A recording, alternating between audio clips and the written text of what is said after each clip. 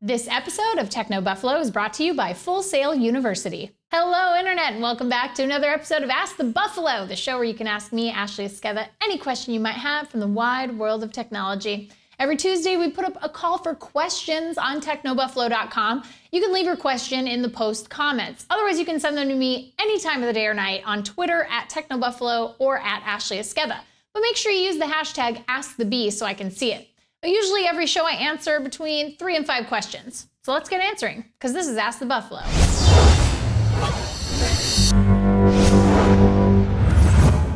Josh asks, hey Ashley, I was curious which character thus far announced for Super Smash Bros. Wii U/3DS will you play as? I'm a big Super Smash Bros. Fan all the way back to the original, but I always play as Metroid's Samus Aran and will continue to do so until I die or they remove the character. Although this time around I may take a spin with Pit from Kid Icarus because I'm a huge fan. I have a little nostalgia for Kid Icarus. If I had a dream character for Super Smash Bros. That I could add, it would either be Sora from Kingdom Hearts or, and this is my favorite, Mallow from Super Mario RPG on Super Nintendo. I don't know if you guys remember this game, but seriously, how amazing would combat with Mallow be? It would be the best thing ever. He's like that little marshmallow dude with the long arms. Sorav asks, Ashley, now that Apple iPhone 5 is being discontinued, do you know what Apple did with the remaining stock?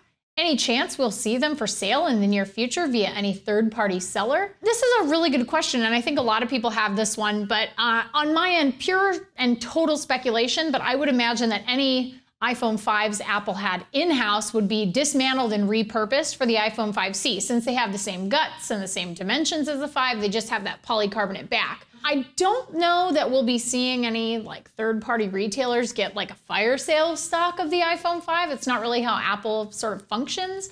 But I do think that you are still at this time able to sort of find iPhone 5s here and there if you go to the right place. But yeah, I have a feeling anything that Apple has in stock, I have a feeling are being repurposed for iPhone 5Cs. Twitter user Kevin Driscoll 13 says, do you think Apple's iBeacon will overtake NFC, or do you think it'll fade out and Apple will support NFC later? This is actually an awesome question because certainly this is a battle of, different near-field communication projects. I really think this is going to be a case of who makes a killer application for either tech first. Not necessarily an app, but an application. So a real-world use case that is amazing, super compelling, and basically makes it mandatory to have that technology in a phone. There's really not one mega reason to have NFC right now or iBeacon, and the first OS to utilize their respective technology is gonna likely dominate. So think of it like the Blu-ray and HD DVD war. At some point, one has gotta give. So I definitely think at some point we'll see who wins the war on it.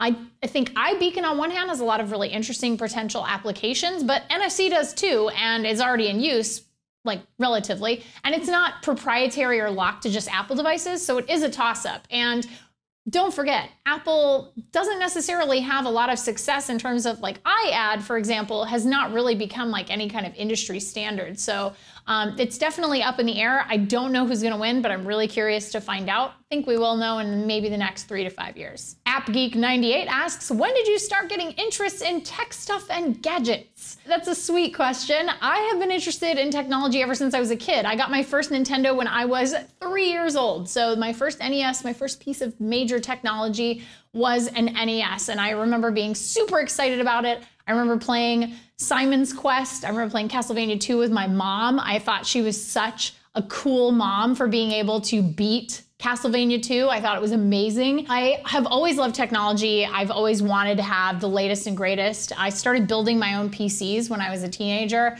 I still do that to this day. I love buying all the parts, buying a new case, putting it all together. It's just such a nice feeling to be able to sort of do it yourself. I think that I also ended up getting right on the cusp of like when we started getting the internet, when we started seeing video games really come into its own. So I just sort of ended up in the right place at the right time in terms of technology coming up when I was the right age to really appreciate it. I wasn't young enough to take it for granted, but I was definitely not old enough to sort of understand the implications of it later or be afraid of it. So I know that some older people are like afraid of technology, but thank God I'm not that old. But Yeah, that's when I got started. So 3 years old, and I've been into tech since I was a kid. I gotta interrupt this episode really quick with a little shout out to Full Sail University. Obviously, apps right now are huge. They are everywhere, and we've all had these ideas that make us say, oh my God, that should totally be an app. So Full Sail University's online mobile development bachelor's degree program teaches you how to make an app from concept right at the beginning to post-launch marketing. Even better, you do the whole thing, the entire course from the comfort of your own home via Full Sail's online education platform. With Full Sail's mobile dev program, you learn both sides of app development for both iOS and Android, creating your app with advanced programming languages, and then launching and managing the business of your app once it's complete. Oh, but Ashley, you say, I don't have a good enough computer to run lines of advanced code. It's expensive, and I can't afford all that expensive coding software. Well, that's okay, because Full Sail's Project Launchbox program offers students a MacBook Pro preloaded with industry software. Plus, you get iOS and Android devices to make your app on. So if you're ready to make that killer app and you're interested in learning more about Full Sail's online degree program, head over to fullsail.edu/technobuffalo. Well, that's it for this week's Ask the Buffalo. Thank you so much for watching. If you enjoyed the show, please give it a thumbs up and be sure to check us out at technobuffalo.com for all the latest and greatest tech news. And that is it for the show. I'm Ashley Esqueda, and we'll see you next week.